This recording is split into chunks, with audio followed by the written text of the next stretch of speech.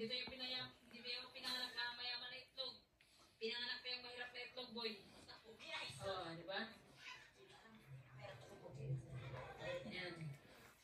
Kaya natin magtyaga talaga. Ito lang mga yung ano, yung likod ng bahay yung likod ng bahay yung mga pangit.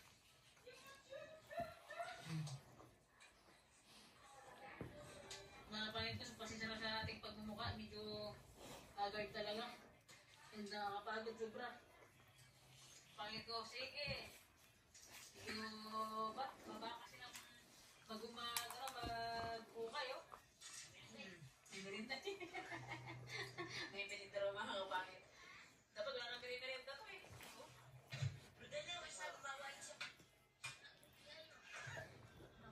Medyo mabilis-bilis na kayo nga po na.